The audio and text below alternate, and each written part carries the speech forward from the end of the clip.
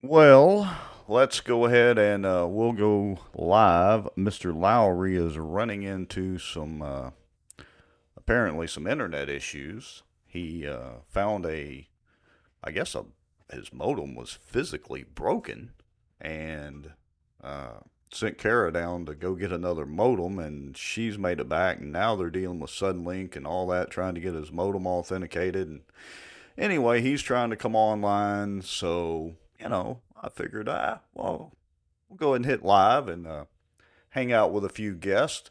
So go ahead and let me know in the comments if you can hear me. And let me get my ears plugged in and lights turned on. And let me know. Hello, Mr. Larry James Hawkins. Greetings to you. Let me know if my audio is coming through okay tonight. We're running into some slight technical difficulties, but that's okay. We fly by the seat of our pants anyway. We're going to have a very interesting show tonight. All right. Hello, Dee Dee White Clark and Ruth Pope Johnson. Says audio is good. Greg Bell says, let's see, should we play Guess What Hat Duke will be wearing when he comes on? That's a good game that we could play. We can all take a drink every time Duke comes on with a different hat, I guess. All right, thank you, Larry James Hawkins. Mr. Mike Collier, good to see you. Said he can hear us. And Carrie says, where is Duke? He ran away. I guess we've Yes, maybe we've scared him off. So, anyway, I'm going to sit here and ad lib for a minute. We got about 30 something people watching. We're going to have a great show tonight. We talked about, I think it was last week or the week before, we kind of turned our attention to the Bossier Parish police jury and this whole village water system drama and debacle. And we've seen what the police jury has said in their meetings and interviews, but we're going to hear from the actual people from the village water system. And they're going to be on as guests of ours here in just a little bit. And so we're going to hear it straight from them as to what really happened. This should be an interesting interview. I think we may have a slight update on the Bellevue water situation. We're also going to talk, of course, some more about the Cypress District and the Robert Berry case. It is taken some more very interesting turns. Some of that information, and I won't say who it is, but is watching now, was pointed out to us literally just minutes before the show. So we'll be talking about some of that. And apparently there's some drama out on Harold Montgomery Road. We had some information sent to us and some pictures. Apparently there's like an oil slick. I guess they're redoing the road out there. But there are some issues with that, and some folks got oil, road tar, or whatever all over their vehicles, and so we got some pictures of that. We're going to talk about that. Hello, Barry Butler. Good to see you. Val Baker, good to see you as well. So I'm going to kind of ad lib for a few more minutes. We've got two of our guests in the green room. Again, we'll be getting to them here in about 10 or 15 minutes or so, but we're giving Mr. Lowry a few minutes to see if he can actually get online. Let's see. Yep. Okay. I can see all three guests if y'all are watching. So I can see you all in the green room. That's a good deal. And anyway, so I also want to talk about, just for a few minutes while we're letting Duke try to get his issues sorted out. Let me switch screens here. So just a second. Let's see. Facebook.com.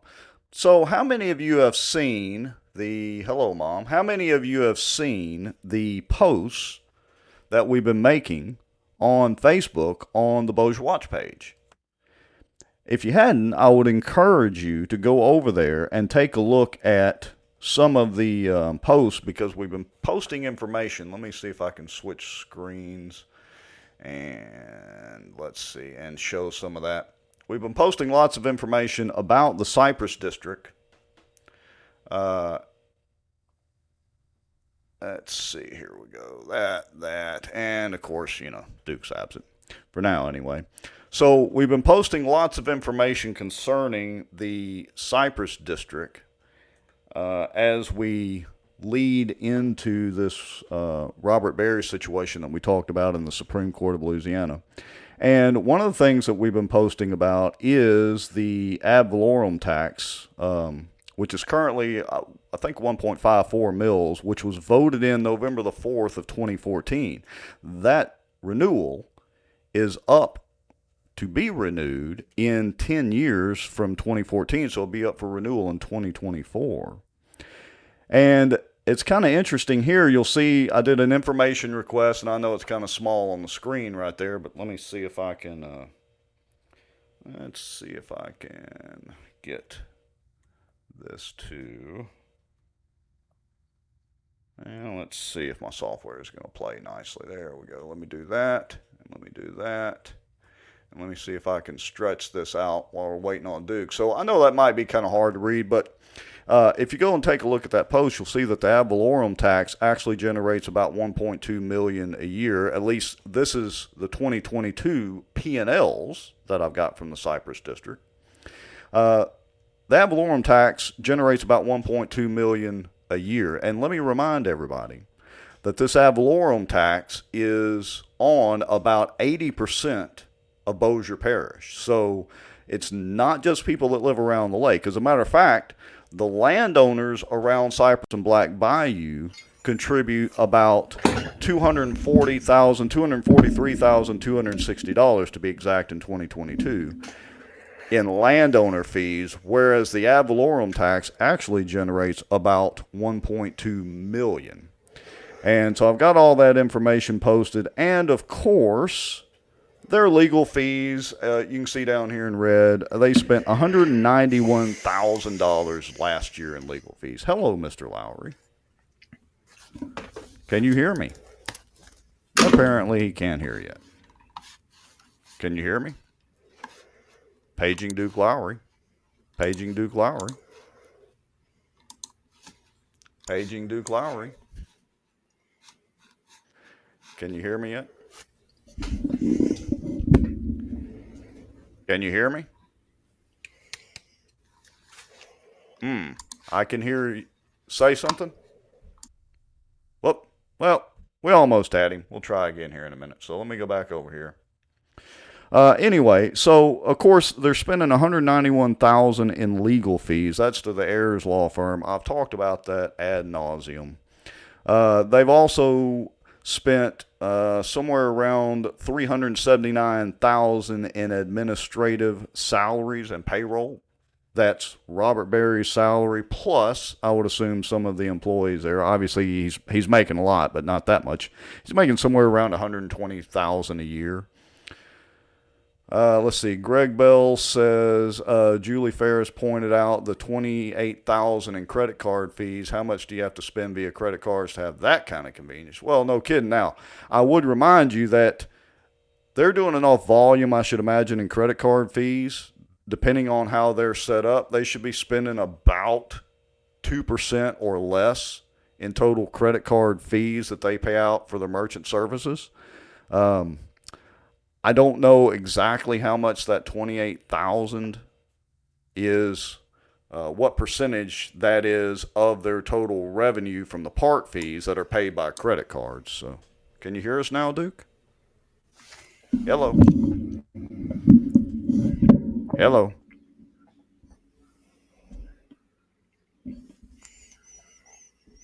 Nothing. Oh, I can hear you good. We can You hear got you me, but okay. I don't have you. No audio. Interesting. I wonder why Duke has no audio. Keep going. Well, so check your connections and all that. All right, so let me switch it. Well, all right. So anyway, we'll talk about that some more. Of course, they did make their LCDA bond payment, their debt payment.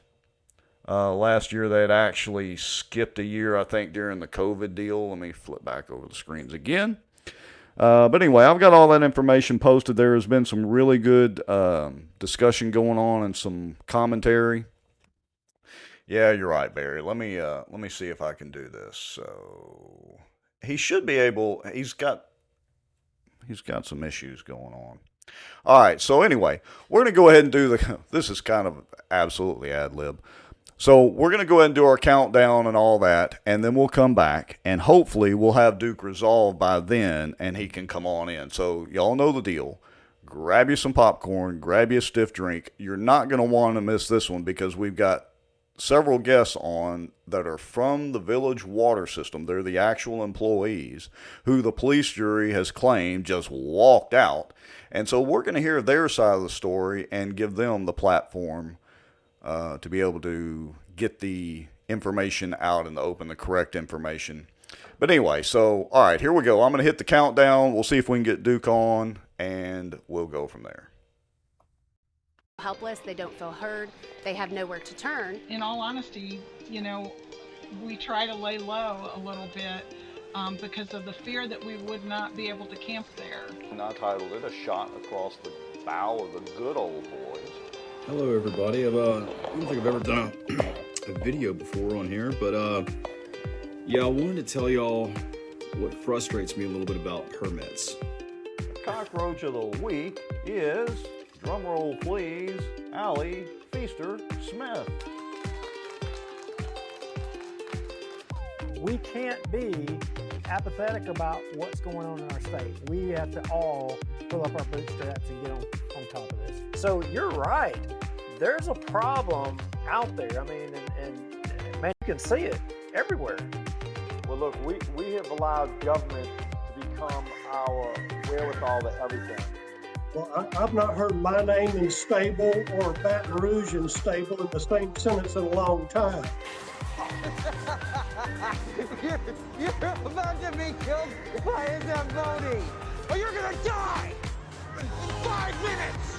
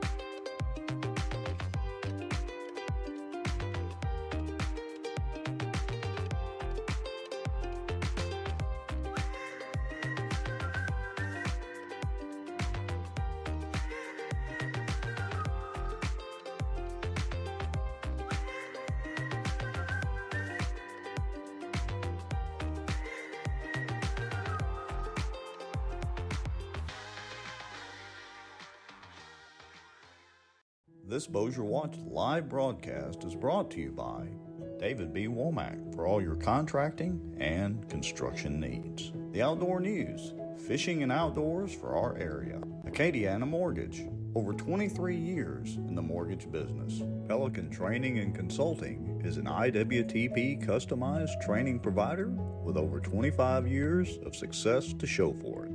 Call them for a free consultation today. Pelican Training and Consulting matches employers with 50-plus employees with training dollars.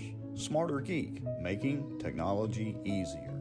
And the many supporters, donations, and folks sharing information and watching out for Bossier. Now, grab your popcorn and a drink. Here we go. Well, do we have you now, Mr. Lowry? I think you have me. I mean, dadgum, who knew that all the gremlins were going to jump up this week and just grab me at every turn? But I'm fighting tigers off here.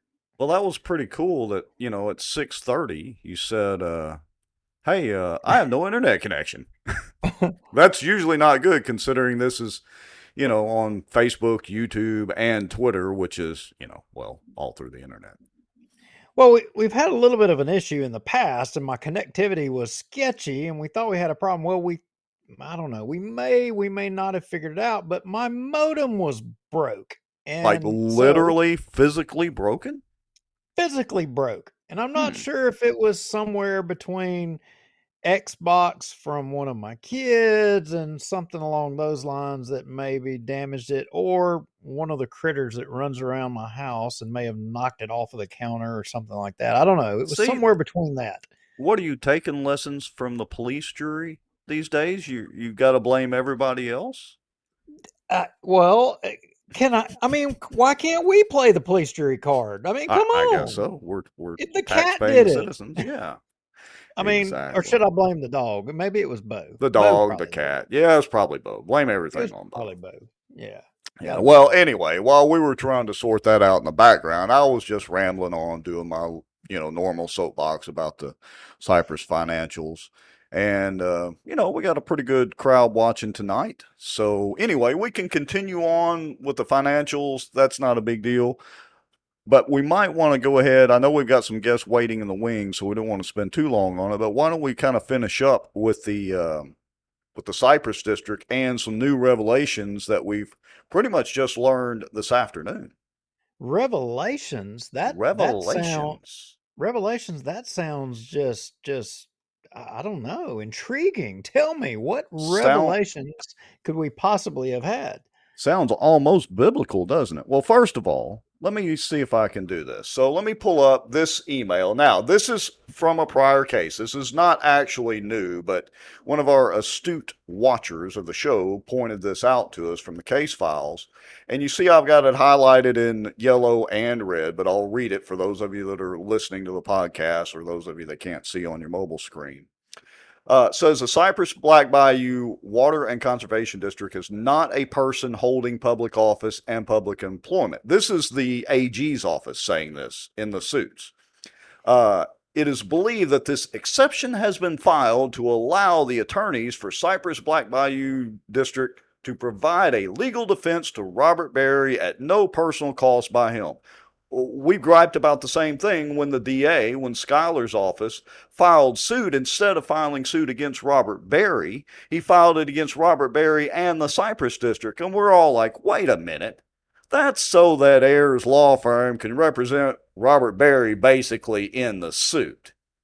Anyway, he says right there circled in red, our office has told the attorneys for Cypress District that their attorneys cannot pay for the defense of Mr. Berry repeatedly.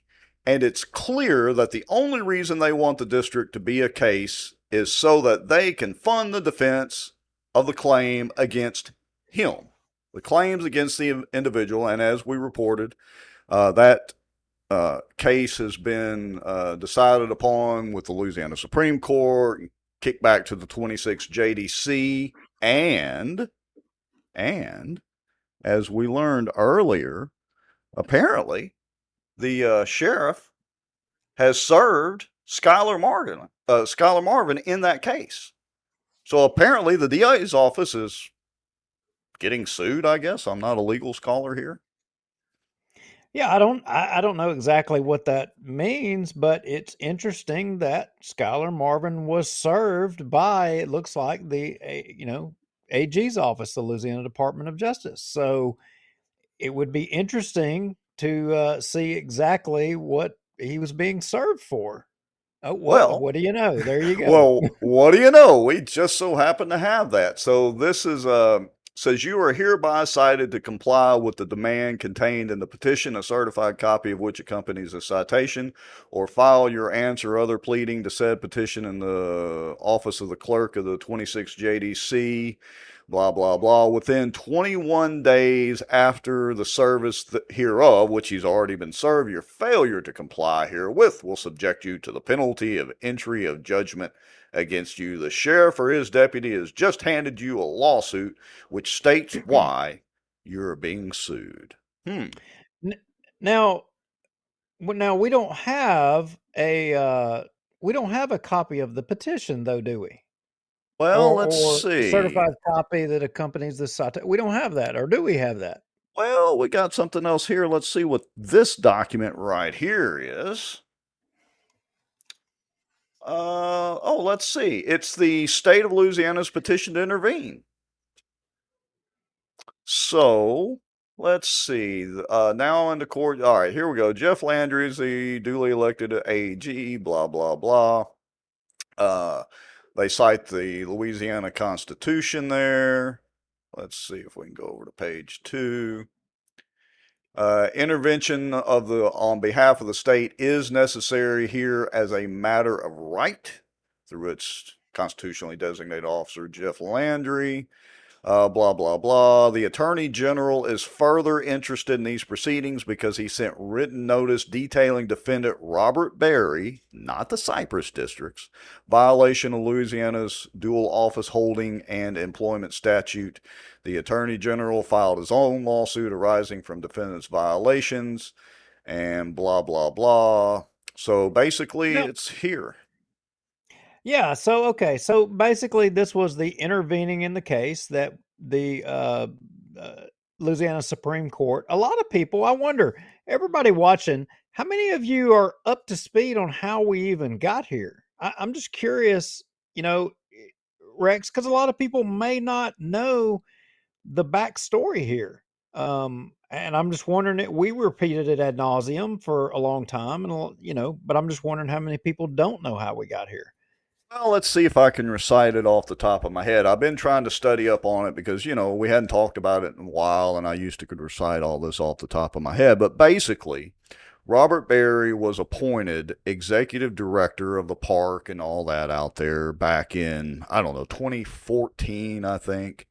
There was some discussion in the meeting minutes of the Cypress District about that, and there were some questions, it raised a few eyebrows. Then, fast forward, Robert actually, to his credit, he actually tried to resign his position on the board with the Bossier Parish Police Jury, who appoints him. He is their appointee.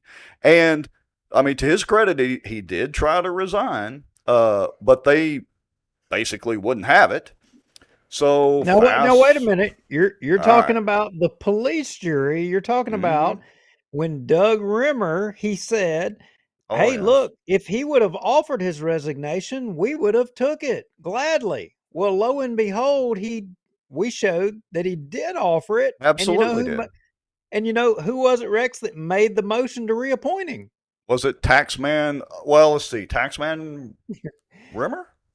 Taxman Rimmer. Oh, wow. He's who coined us as cockroaches. Don't you recall?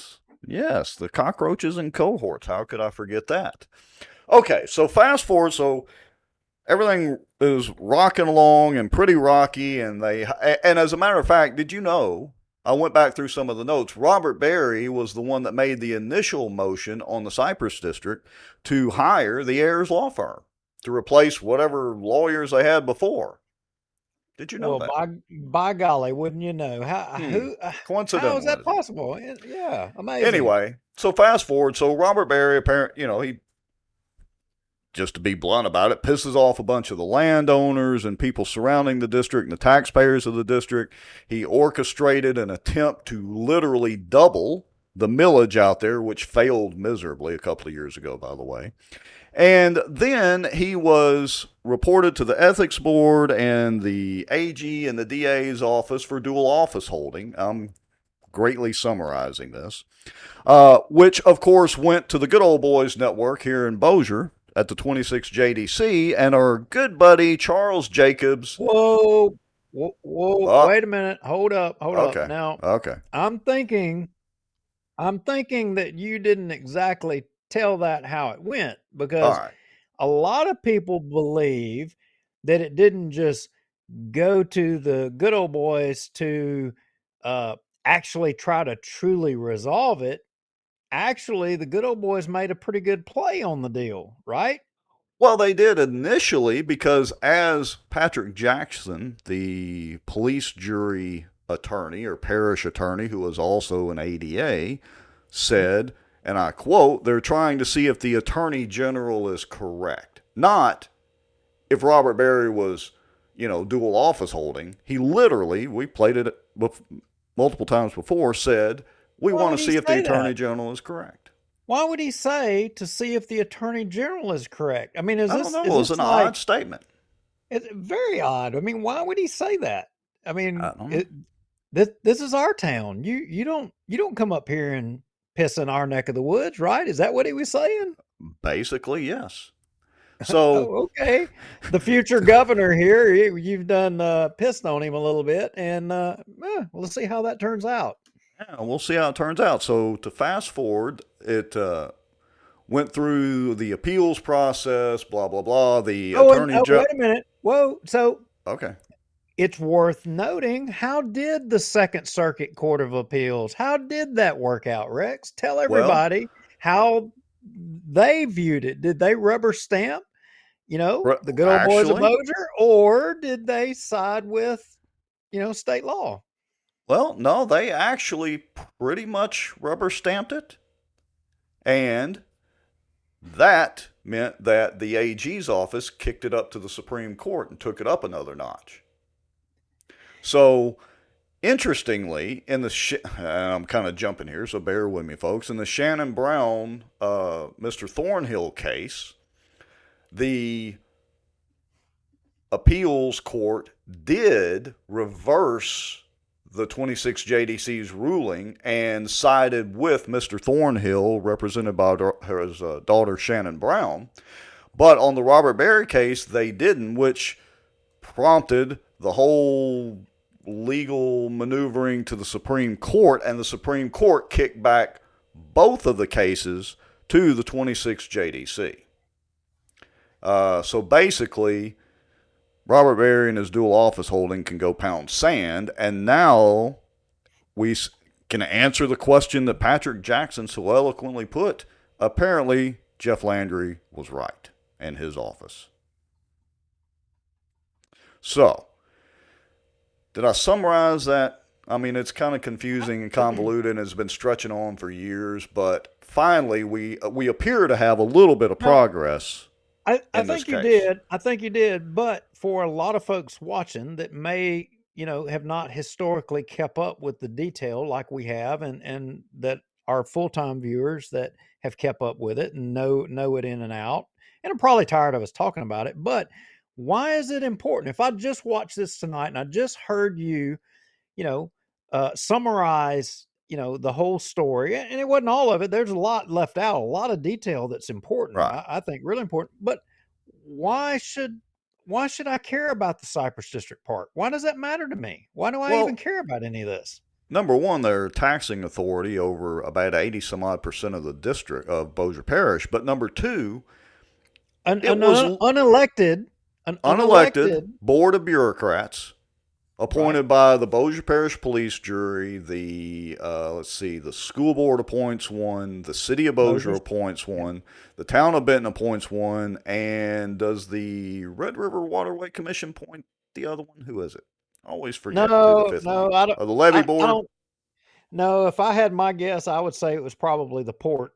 Yeah, those guys are into everything. No telling. Yeah, probably. Yeah. They got to control everything. So, but to go really back in time, this whole Cypress District situation, and especially with their attorneys out there and all that drama and all that, was really one of the things that was a precipitant for Bossier Watch. Not the only one, but it's one of the reasons that we came up with Bossier Watch, was to have a platform to really get this information out there and be able to, control the narrative outside of the highly paid attorneys from Caddo Parish, by the way. That's the Ayers law firm over there, Curtis Shelton, blah, blah, blah, whatever their whole full name is. So anyway, Mike Collier says the levy board. I couldn't remember if it was the Waterway Commission or the levy board. So the levy board appoints the other one. So a lot of people, feel like that you can't stand up against the machine. You can't stand up against the good old boys. You can't win. You can't. But what I would tell you is that obviously in this case, there are some people who will stand up against the machine and can beat the machine. And I would say one of them's fixing to be your governor, who did that and is continuing to do that. And, that is true. They have stayed with it. There is no doubt about it. His office has really stayed with this case. Now, Rex, you were posting all the P&Ls and you were talking about all the money beforehand. Why is that so significant? Because historically, the part didn't spend a ton of money, a ton of the taxpayers' money. But all of a sudden, when Robert Berry come in, we took out these loans or these bonds, and Yeah, now $3 it million. looks like we're Well, spending a $3 crap million. load of money. Look, I could get off on this, go off on a tangent on this practically all night. But just as an example, folks, we've shown on the show here before that they did a $3 million bond initiative from the LCDA. Basically, it's a $3 million loan. They used as part of the basis for the $3 million that they were going to build $1 million event center, that they then bragged about not spending anywhere near $1 million after they had the money. Whoa, hold up. David B. Womack. I got to call David B. Womack. And y'all see him. He's one of our supporters here at the top of the screen. Womack Contractor LLC. Womack, who has worked hard to correct this? Are you saying somebody on the police jury has? Because I got to tell you, I haven't seen any of them that gave a crap about trying to change it. No, they were. Trust me, the police jury is well aware. And Duke, try to focus your camera a little bit. So the police jury is well aware of this situation, and they have done absolutely nothing. Much better. Absolutely zero. As a matter of fact, they've been silent on this whole issue, including one police juror, Philip Rogers, who literally campaigned on this, on trying to do something about raining in the Cypress district, and has done nothing except throw softballs up for Robert Berry to bat out of the park. The $1 million question is why did Philip Rogers go quiet on it? Why is Philip Rogers so silent on it? And I'm wondering, I mean, has he been the beneficiary of any good old boy deals that made him go quiet? I don't know. What, you mean like a 99-year lease or something? I don't know. That may make a lot of people uncomfortable because we're talking about people that you may like or may not dislike. I mean, and that makes us, wait a minute, didn't I hear at a police jury meeting, they just tell lies. They just tell lies. Wasn't that what they said? They just tell lies. Well, as a matter of fact, it's kind of interesting you said that. Let me switch screens real quick and let me drag this over here and shrink this down. So you may have seen the little deal that I posted, show 152 bearing false witness for our little event listing. And, well, looky there. She looks familiar. Who is that female there, Duke? I don't know. She looks familiar to me as well, too. I got to tell you, you're something else with your artwork. Yeah, she could be holding the 10 Commandments and bearing false witness, which is arguably one of the worst sins, blah, blah, blah. But I would argue that as attorneys, Rex, she needs to be careful of how she uses that. But that's what they say we do every show, every week. Right. We're doing nothing but sitting here bearing false witness. I mean, and it's been said at a police jury meeting about, just lies, just lies. In fact, one of our guests that came on the show said she was just lying, talking about the issues that she had with the park. Remember that? Doesn't even live here. Around Christmas time. Hunt. Yeah. Around Christmas time, we had I forget her name off the top of my head. Somebody help me in the notes here or in the comments here. But yeah, she didn't have any dog in the hunt at all, and came on and gave her story of her dealings with the Cypress Park and specifically with Robert Berry. But but we're spreading lies and bearing false witness. Just like tonight, we have guests on. I guess we're going to be bearing false witness again. Yeah, so I guess when you present evidence, I guess the state attorney general is, bearing false witness. I guess the Louisiana Supreme Court is bearing false witness. Interestingly, this Cypress District Park thing, I brought it up at a PEC meeting not too terribly long ago, and nobody wanted to hear it. Not Taxman Rimmer. That's where he said, hey, if I'd have known that he was going to resign, we would have accepted his resignation. And then we found the fact that he made the motion to reappoint him. Right. I mean, when he was trying to resign. Yeah. So I don't know. I mean, I guess telling the truth is bearing false witness. So I guess we'll just have to keep, bearing false witness tonight. So Speaking of false witness, what false witness are we going to share tonight, Rex? What more lies and innuendo and are we going to spew out there tonight? Well, shall we go ahead and see if we can get our guests on? I think we should. All right, so this is going to be the first time we've tried this many guests, so bear with us for a second here, folks. All right. Everybody take yourselves off mute. I think Tracy, I think I've got all the names right. I think Tracy, you're still on mute. Sal, can you hear us? Sal, can you hear us? Hello? I can hear you. Oh, okay. Miss Sue can hear us. Sal can't? All right. Sal, go ahead and disconnect and reconnect. Miss Sue, can you hear us? I can hear you. All right. Stay on with us, Miss Sue. So, Duke, I'm going to kill Tracy's connection and Sal's connection. Okay. And if you would shoot them a text and let them know to just come back on with the same link. And Miss Sue, if you'll just be patient for a minute. Okay. All right. Can you hear us now, Sal? Hello. Well, this worked great when we tested it out. He should be able to hear us. Does he still have the mute engaged, you think? Let me see. All right, I'm going to return you to the green room. Can you hear me now, Sal? Nod your head if you can hear us.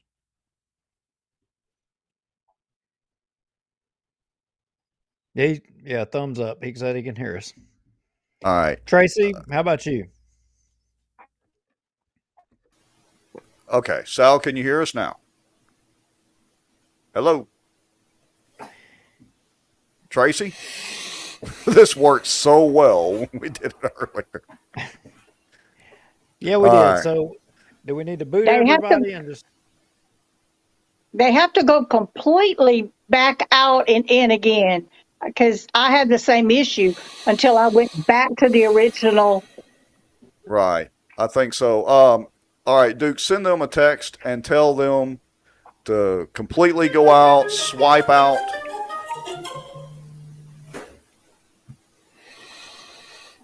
Okay, so I texted them. I told them to get out and start over. So for the 70 to 80 folks in here, y'all bear with us. We appreciate your patience. And I promise you're going to love the content that's coming regarding the subject matter. And what we're going to talk about is the village water system. Now, y'all may remember in our last show, we highlighted a police jury meeting where the police jury kind of got out there a little bit and was talking about the village water system or the former village water system and its employees, and talking about some of the issues and problems that the system has had since the parish consolidated took over the system.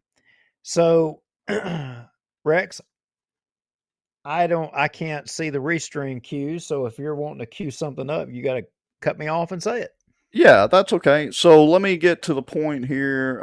What I want to bring up, this was the police jury meeting that we showed last week. And I wanted to just cue up to the point where Philip Rogers, what is he? Is it District 3 that Philip's the police juror for? Your district, right, Duke? Yep.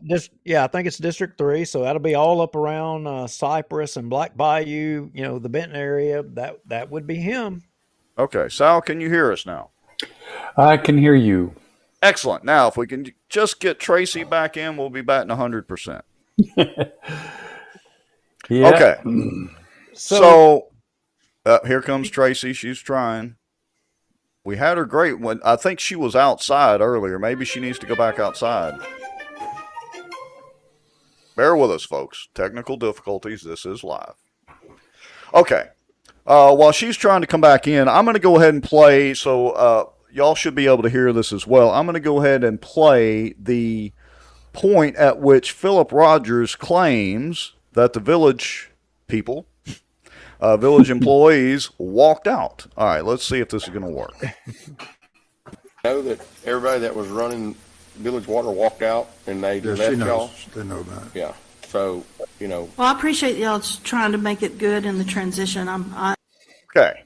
So Philip Rogers claims, and I guess most of the police jury claims, that you guys actually just walked out.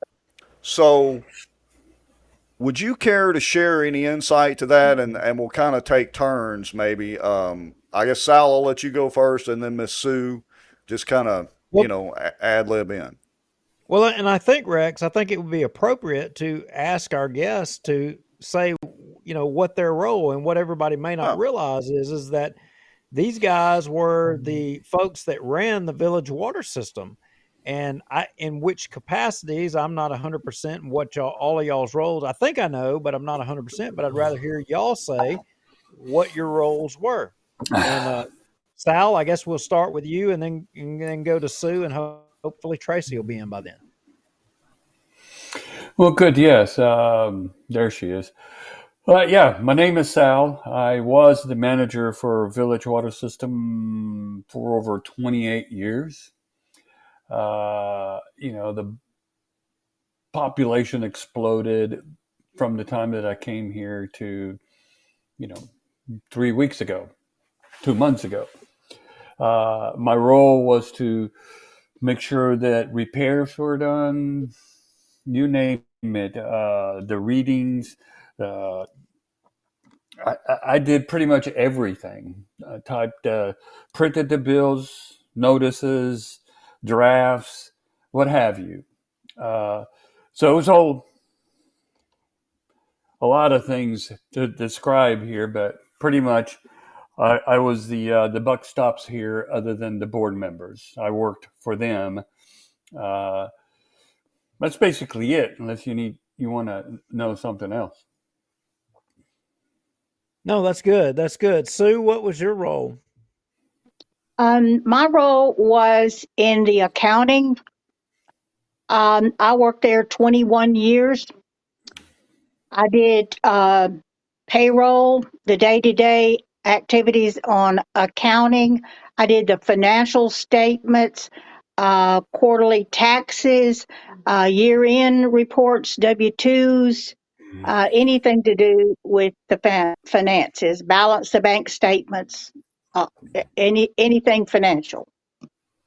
So between the two of you, and we'll hear from Tracy, hopefully we're trying to get a call-in number where she can just call in. We'll hear from her for a minute, but between you two, sounds like at least, y'all pretty much knew what was going on there. Absolutely. Sal is a certified operator. He was in the military and worked in water and sewer for Barksdale before being hired on at Village Water. So he had the expertise in how to run the system and upgraded a lot of things. The SCADA system, which gave him readings on what was going on at all of the wells 24/7. We always had someone checking the wells.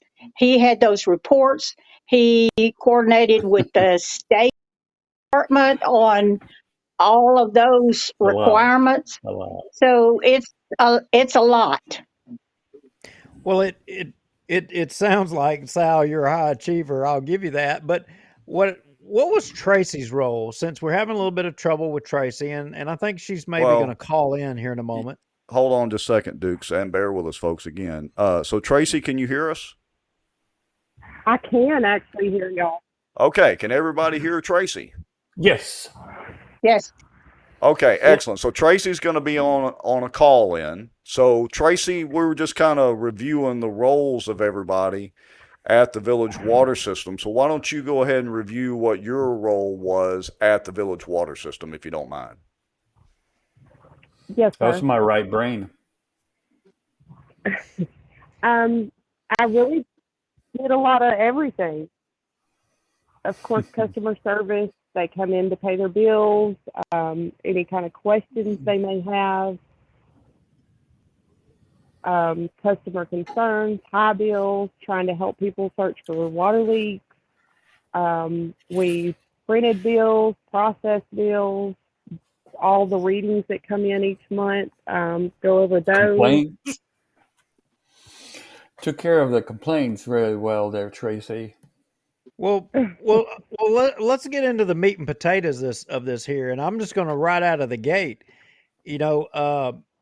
Rex, in the notes, I have a link to the first kind of when things kind of first went going. There was a KSLA interview that I think Doug Warner had Butch Ford on the phone, and he asked him some questions, and I think let's play that, and let's jump right off into that right out of the gate, and then let's get Sal, Sue, and Tracy's thoughts on that issue right out of the gate.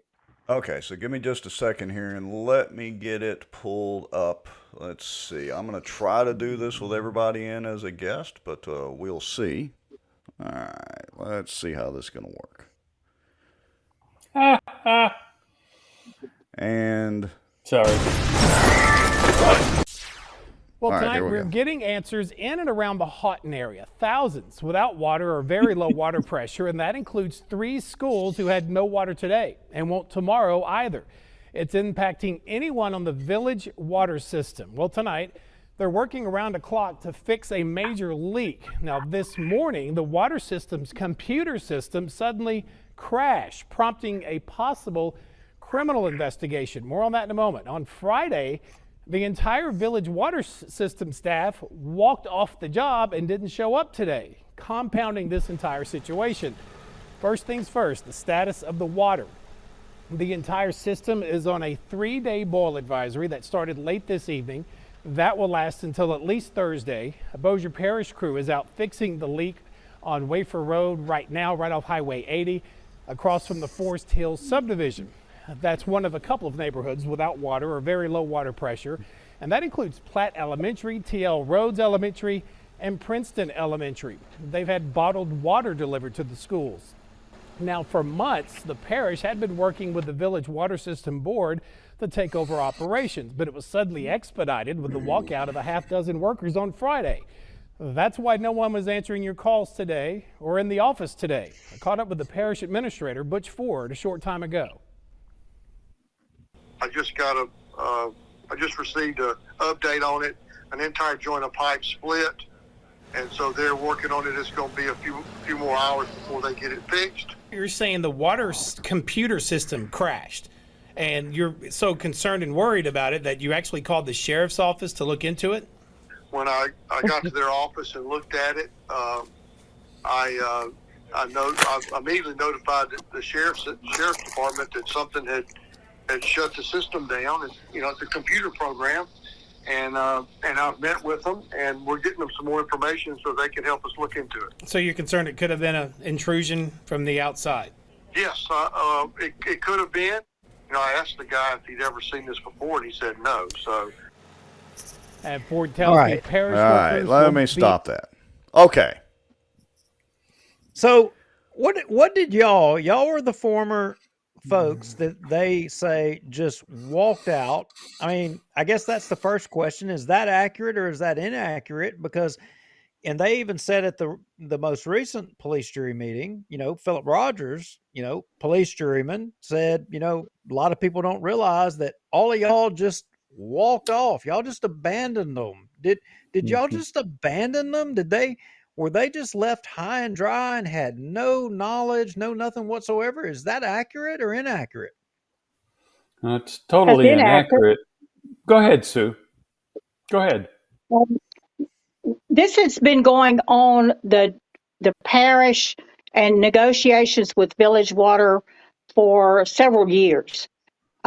We started meetings last year, meeting once or twice a month at the police jury office.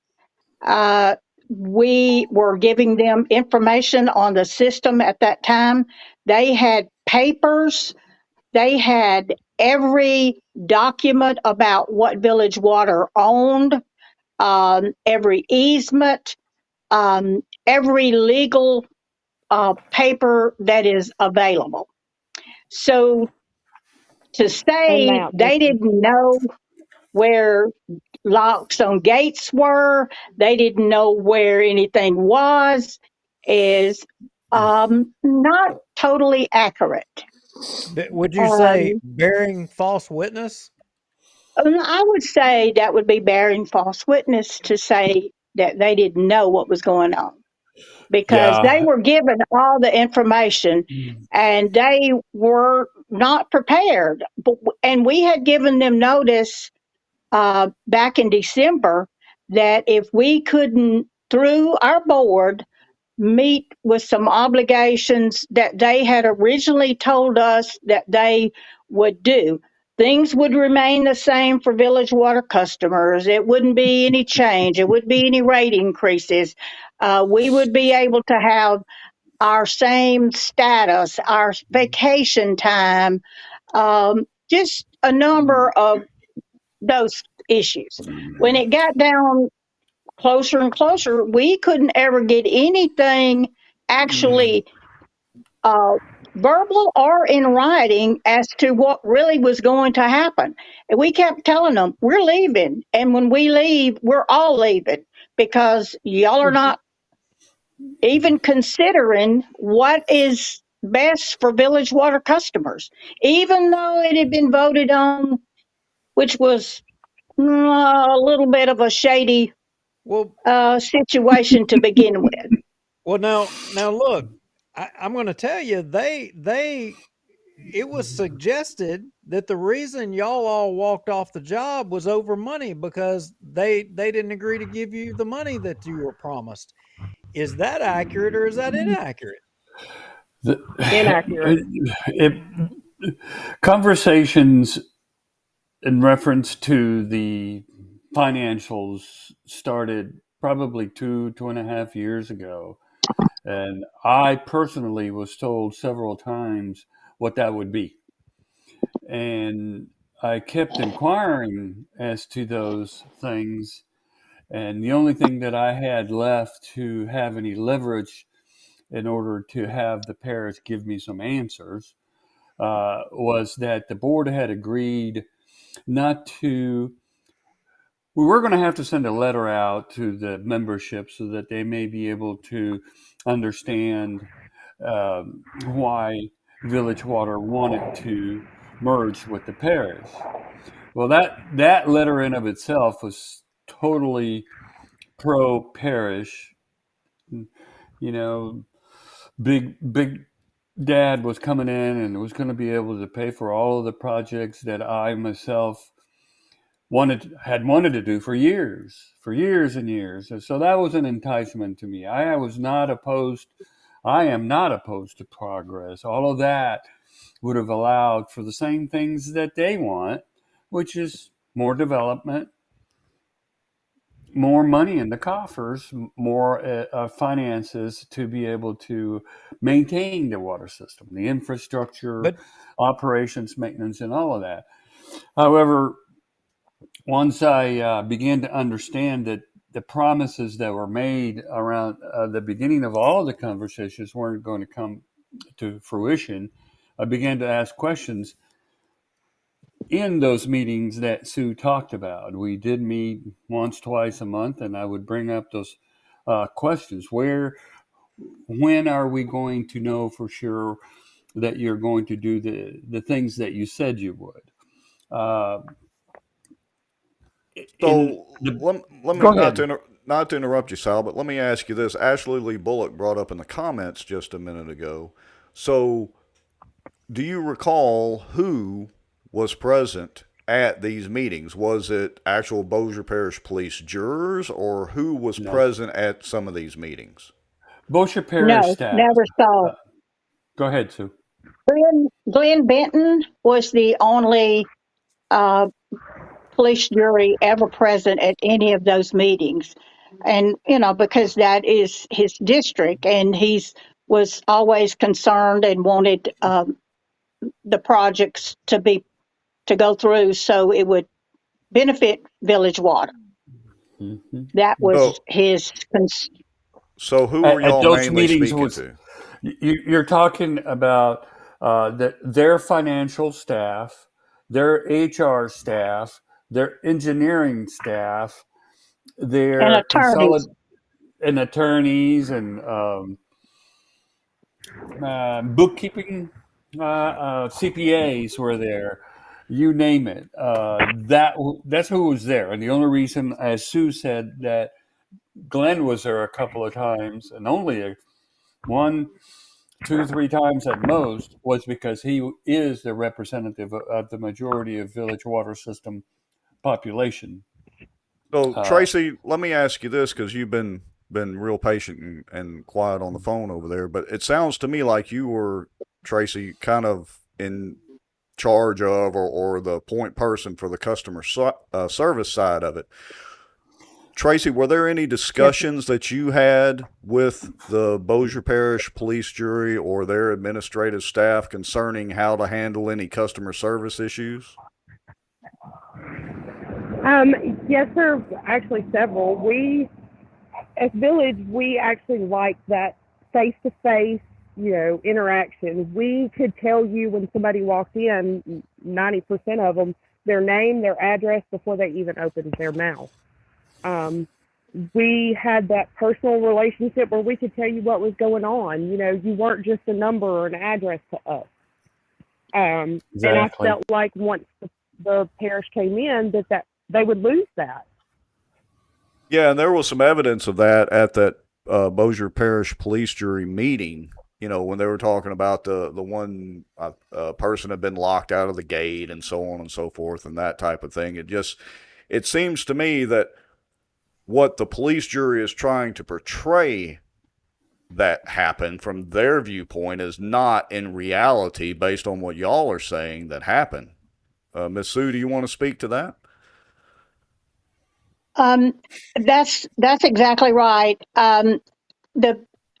I feel that the police jury members were kept in the dark most of the time, Right. and until it got down to the last few months, our board members actually was the first time that they had met with them, and they weren't aware of a lot of things that were going on. We weren't allowed to But go to those meetings. Really? yeah, we weren't allowed to show up. We had really no input into a lot of things that is why we gave our resignation on a Friday morning. We went in, we wrote I wrote payroll checks, I wrote vacation checks, I paid all vendors who had invoices in. It was not like we walked out of there and we had a board member that when he came to sign the checks, gave him our resignations, told him what was going on. So he had ample time.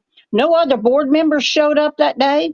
Nobody from the police jury showed up that day. I think they never took us serious until 5 o'clock on Friday afternoon. And we did not give them. What's that, Tracy? I'm sorry.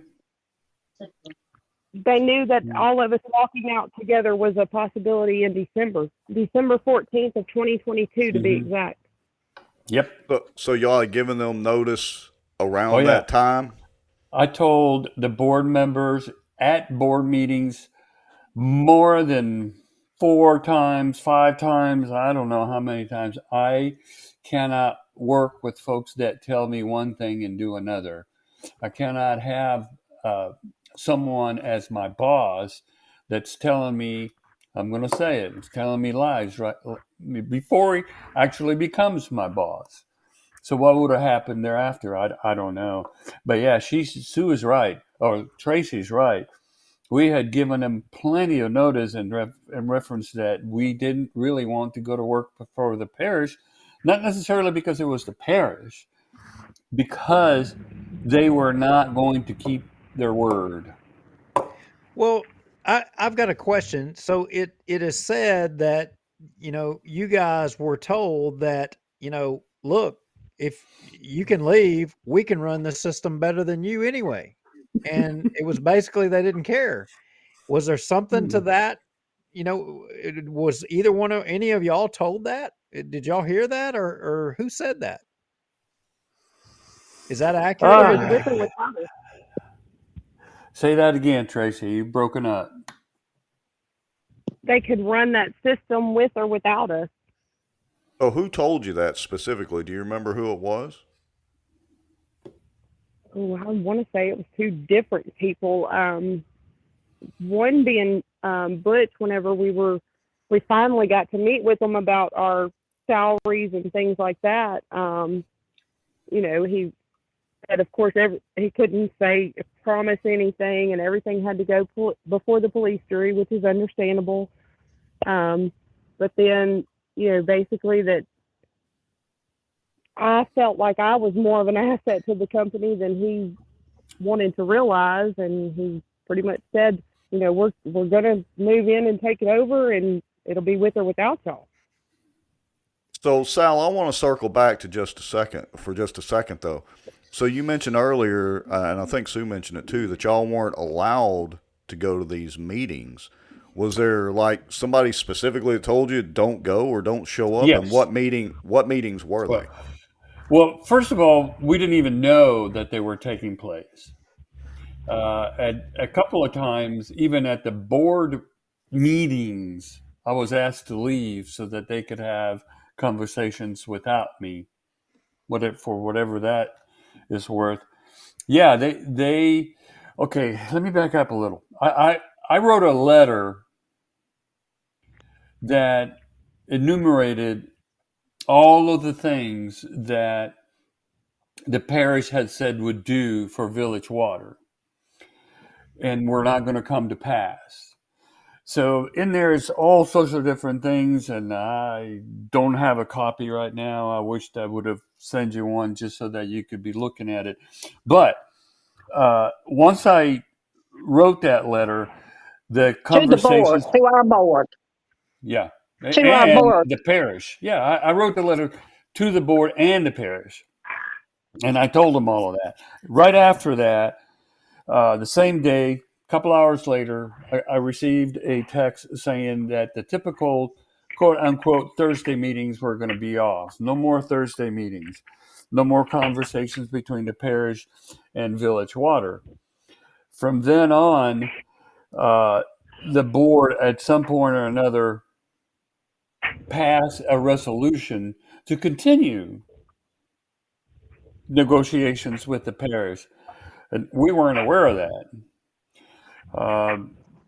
Those negotiations included that they would have meetings with one another. That is the Board of Village Water and the parish authorities. There were three different police jurors that showed up to those meetings. I couldn't tell you their names, but at that point, as Sue was saying, they found out some things that were being done without their knowledge, which, for whatever that's worth. The other point,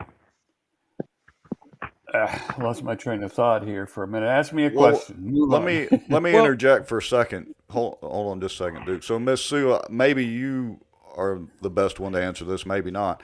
How is the village water system structured, this board? Is it a private business and it just has a board, or how is it structured? Village Water is owned by the membership. Okay. Wow. That is from the beginning in 1967, I believe, is owned by membership. When you pay a membership fee to belong to Village Water, and it is run by a 7-member board of directors, voted on by the membership. Are you guys members? Yeah, because I live in the system, Right. So I'm a member of the Village Water. So they literally are not letting you go to meetings for a system that you're a member of, and the manager of, and the bookkeeper of, and the customer persons of, everything. So the police jury members, so earlier we were kind of talking, we were saying that, maybe some of the police jury members weren't being informed on every aspect of what was going on. but but then I just heard that there were some members that were informed. I mean, isn't it fair to say that if they have a parish, not president, but administrator acting on their behalf and saying, I'm representing the police jury as a police jury member, isn't it your duty and responsibility to be informed about what's going on? How is it that you're going to take over water systems and the most basic element of life that you're not going to be informed on the system? Do y'all think that that's well, that's it's a like problem. That's a problem that the residents of Bossier Parish are going to have to deal with, because there are a lot of things apparently that those guys are kept in the dark about. They don't know what goes on. They go get their little checks. They show up for a meeting once a month, and that's my honest opinion is that's about all they're doing. Well, isn't it their responsibility to be informed? Isn't that their job? Isn't that why they're elected? That's their correct. fiduciary duty to do that, to represent the people who voted them in. And I don't see that happening. Yeah, they didn't. I mean, They weren't aware of any of the things that. Oh, go ahead, the Sal. police jury is a strong force in any parish in Louisiana. They have a lot of clout. They can do a lots of good things, but as we all know, they can also wreak havoc on a parish. And so, my opinion is, go ahead, Tracy. someone who didn't or hasn't lived in Bossier Parish, at least 3/4 of their life shouldn't be representing a parish they know nothing about. I mean, if you're from Caddo, then you should be a parish administrator for Caddo. If you're in Bossier and you know the ins and outs of Bossier, then you should represent Bossier. I don't feel like I think there should be a better candidate to represent Bossier Parish myself. So, and Tracy, coming off that topic, you're absolutely correct, and we've reported a lot on Butch Ford and his whole residence issues and all that, but it seems to me that the parish administrator should be reporting back to the police jury members, even if it's not at a meeting. I mean, they have to be careful of a walking quorum and all that sort of thing, but there had to be some communications because the police jury itself has to vote on allocating the money, right? Well, they had to know. Well, look, I wouldn't compare.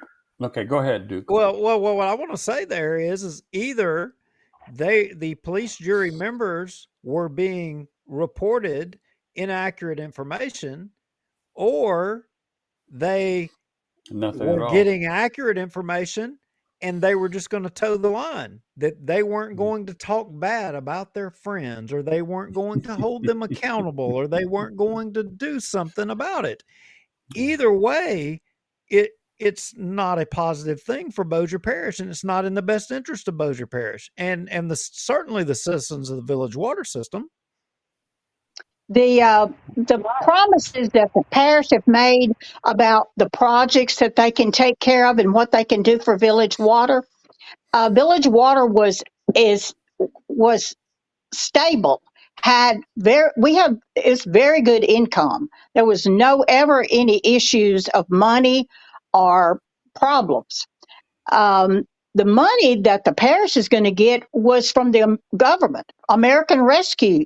That's where they're getting the money to put up for this. They're not putting up anything, and Now, they're Sue, still promising people. Sue, on that point right there, the money that was promised to put up.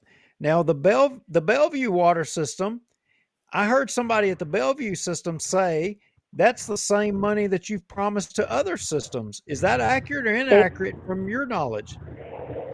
That is accurate. They did apply for village water money and Bellevue money. So they did have money from American Rescue. That's why they were pushing so hard to get Bellevue in, because there is a time limit on all of that money. But it's the same pot of money, right? Same pot of money. It's coming from the federal government. There are several pots of money that were delivered to all sorts of different municipalities in order to do upgrades in water systems, sewer systems, and Yeah, it but was Sal, what I was saying was, and I don't want to put words in your mouth, and if you don't know, say you don't know, but it was my understanding they were putting out a number of 750,000, and it was my understanding that the 750,000 number that they were throwing out there to Bellevue was the same 750,000 that they threw out there around Village. Is I that don't your think that's No, correct, because okay? no. they put in for a consolidation grant uh, through the different agencies that the government created in order to pass this money through from, the treasury to the municipalities. Uh, what they had in mind That was for some, us in terms of money was like $2.2 million for projects that I had requested, 5, 6, 7, 8, 10 years ago. But we didn't have that amount of money. We had enough money to survive and pay the bills and enough money in the bank. Our profit and loss, what was it, 3-to-1 ratio, Sue? yeah, Uh, yes. so we were okay Mr. in Morehart terms of is money. our auditor also. Well, that Yeah, guy and gets he's the around auditor. everywhere. Yeah, that's what I was going to say. Hmm. Look, I, So let me I'm. let me ask Go you ahead. this, and Duke, you may correct me too, because maybe I'm getting them confused here. Was it the Village water system or the Bellevue system that I want to swear the police jury or certain members of the police jury had alluded to was in financial trouble or they were simply paying off the debt? Was it Village or Bellevue, Duke? Well, that was We Bellevue. weren't. Bellevue. We weren't. Okay. We weren't. Okay. I We want to had make sure I had already that paid clear. all our loans except for one, So and we're Yeah, doing good Bellevue at it. has $577 in debt right now. But it's from the original USDA loan that we had back in 1995. right. So let's pivot just a second. So it was also said that you guys refused. They didn't have access to the computers, and they didn't have access.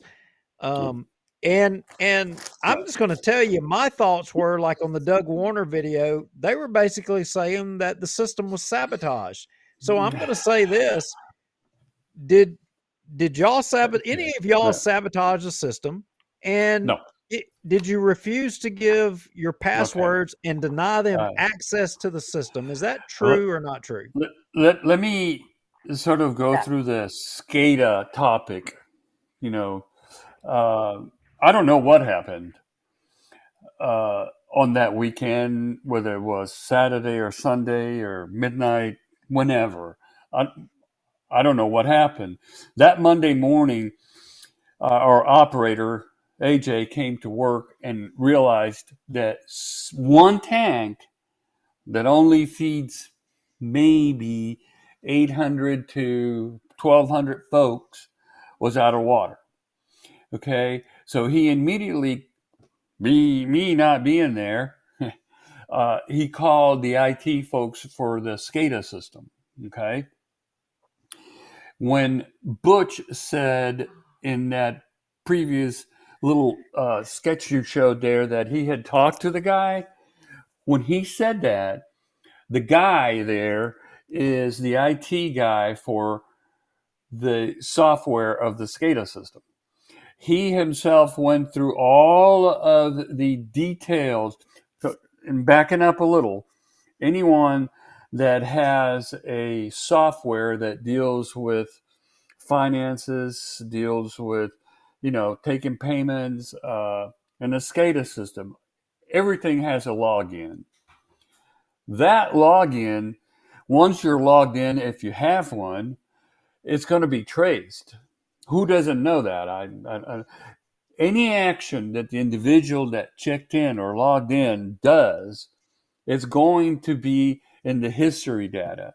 When that guy was called and was talking to Butch or whoever, he said he couldn't find anything associated with what happened. So in my mind, right away, a computer glitch. I don't know why they would even thought or considered that there was nefarious activity going on. I mean, I live in the water system. My friends, my my neighbors, what have you. And so, in terms of someone doing something to upset the SCADA system, it would have been noticed in the log. So nothing, no name, nothing is associated with what happened, and therefore nobody knows what happened.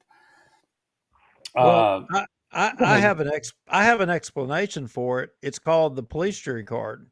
You have to blame somebody else, and Uh, there is a history and a pattern with the Bossier City police jury, and I would take you back all the way back, and this goes back a long ways. Even Dukesy Scott and the East 80 Fire Department and the ambulance district out there, Dukesy Scott was made, the police jury card got played on him historically.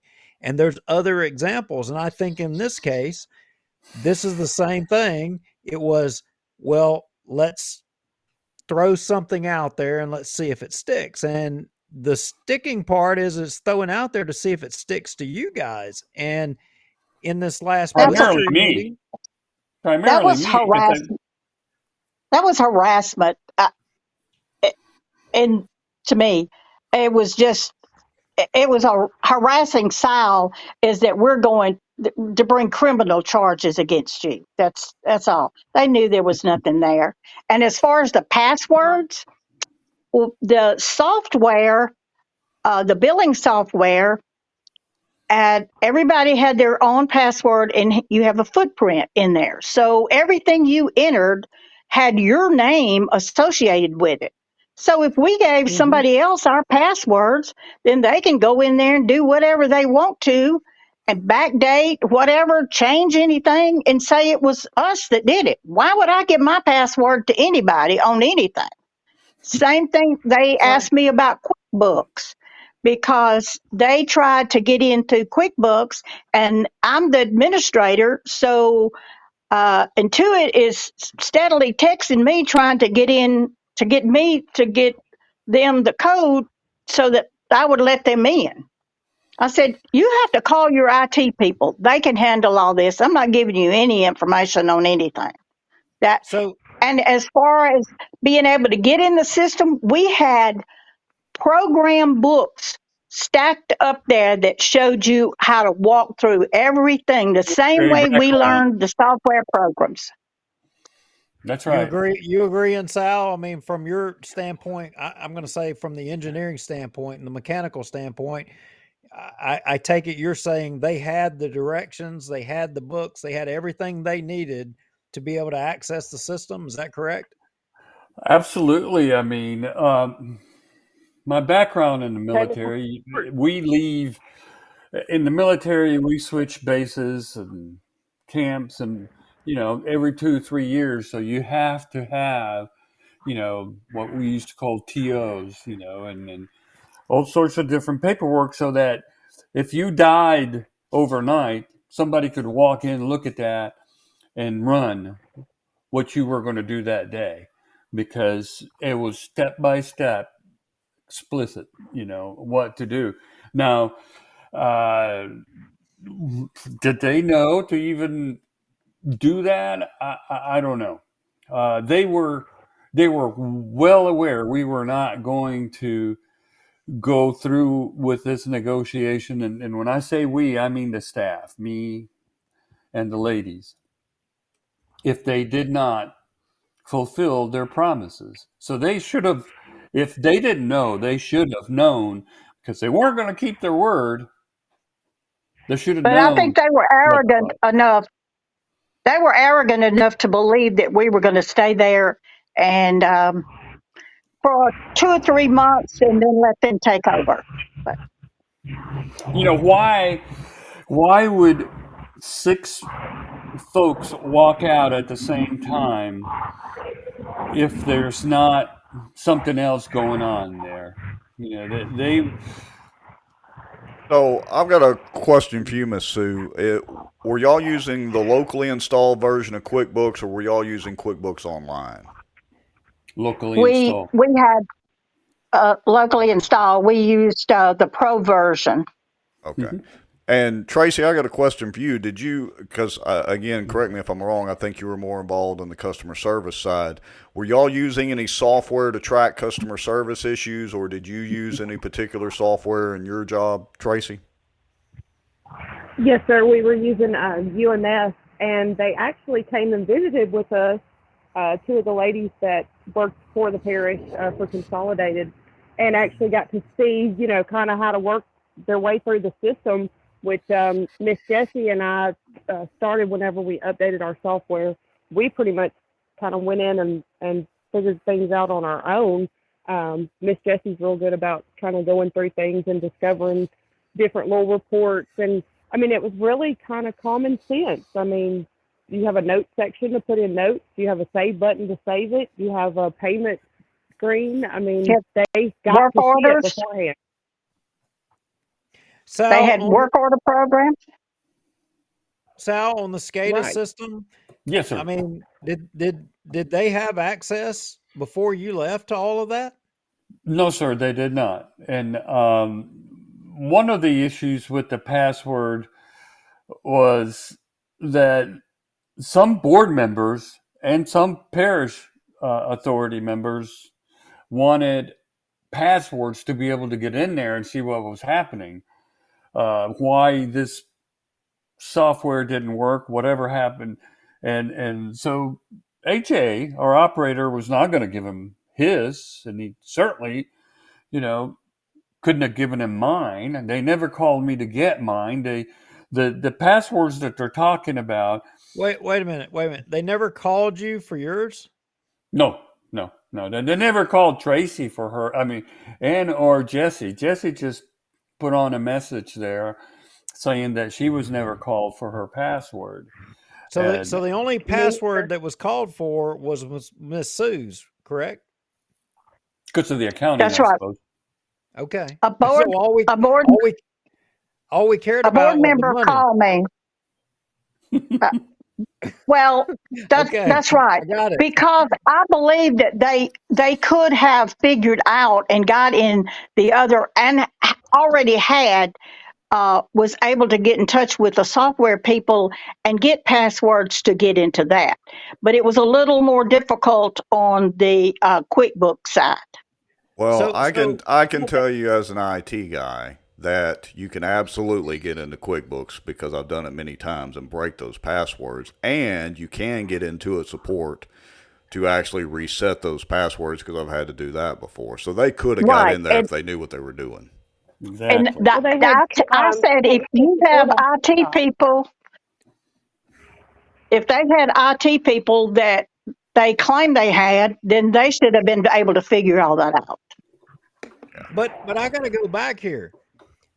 They were how many months in advance of this had they been coming in and working to try to take over this system and all that? And at what point why did nobody say, "Hey, set me up as a user in these accounts"? Did anybody ever ask to do that? No, but I don't think that at that point it was when we had those meetings, which will now be almost a year ago. It was like April or May last year we started having those meetings. Legally, because the lawyers were always there, and because there was not a vote and no papers had been signed, I'm assuming that legally they could not do that. And they knew we would not do that. Our board would not have allowed them at that point to do that. That would have been illegal. Mm-hmm. Right. Right. In fact, they would have had I mean, to that have would have been waited a month and a half. So look at it this way. We village water folks send out a water bill. Until that gets resolved in terms of payments and so forth, that money and all of the actions were of village water. Even though that we could have at that point even signed the merger, because the money transactions were for Village Water and the bills were sent out by Village Water. So they were going to have a long period of time to take over. So in terms of speaking with Sue as to the legalities of that, that's probably why. So let me get this straight. Sal, Sue, and Tracy. So I'm going to buy from y'all. Let's just hypothetically, I'm going to buy your Facebook accounts. I'm going to buy it from each one of y'all. And y'all agree to sell it to me. And we have a price. And I go ahead, and what y'all are saying is that I'll go ahead and I make an agreement to buy your accounts from you. And I don't ask for the passwords ahead of time before I buy it, or even I don't care to even get the passwords, the username, or how to access it. Is that what you're telling me how this went? If that would go along, just a minute, Sue. That would go along with that. Some of the things that they were saying in terms of that Village Water was going to remain Village Water, quote unquote, in terms of operations, money taken in for billing, checks written to close an account, all of that. So if you were trying to lay a perspective that this other group over here, Village Water, was going to continue to do some things, that might have introduced a doubt if I wanted to know all these passwords ahead of time. I don't know that I'm, arguing or not. I'm I'm not pro-parish, let me tell you that. So I'm just trying to be clear, Yes, ma'am. Go ahead. Our board member that was there on Friday could have easily asked how to contact technical support, which was actually programmed on a button on our phone on speed dial to get his own. Right. I believe that they were so arrogant to believe that when we kept telling them we were walking out, they did not believe. Nobody believed it. Our board members didn't, and Butch Ford did not. So they had no reason. They planned to come in there and stay for a couple of months until they got into the system, got our passwords, were able to set themselves up, and that's how they planned to do it. That I don't think they had thought that would happen like it did. I gotta say, I agree with you, Miss Sue. It sounds like they just didn't figure y'all were leaving. So let me ask you this: as we we can stay on and talk about this all night, but what are you three up to now? I mean, you basically quit your job. So we'll just go down the list. We'll start with Sal, and then Miss Sue, and then Tracy. I mean, are y'all okay now, or what are y'all doing? Well, let's say that I wanted to go out and get a job in the water or sewers systems in Louisiana. I have a dark cloud over my head that some folks put out into the media. If I went to a water system in South Louisiana, little Timbuktu town, to get a job, they're going to know about that because it's a small community. You're saying that because some elected official may have bared false witness, you're now, put in a bad position. Yes, absolutely. Yeah. I don't know. Yeah. Well, how else to put it? I don't know how else to put it.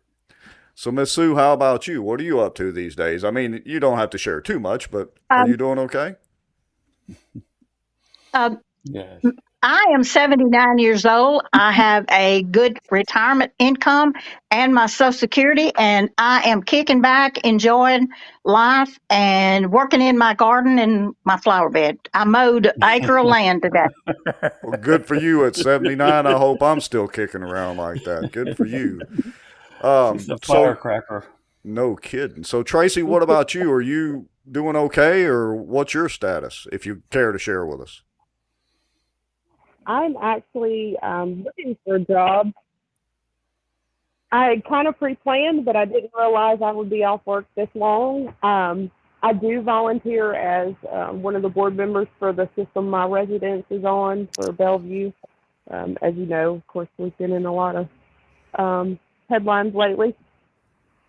But Right. the first thing people see on my resume, of course, is Village Water. And I have many talents. I can do a lot of things, Oh man. just about Yes. anything, Yes. and haven't gotten a Yes, it job. is.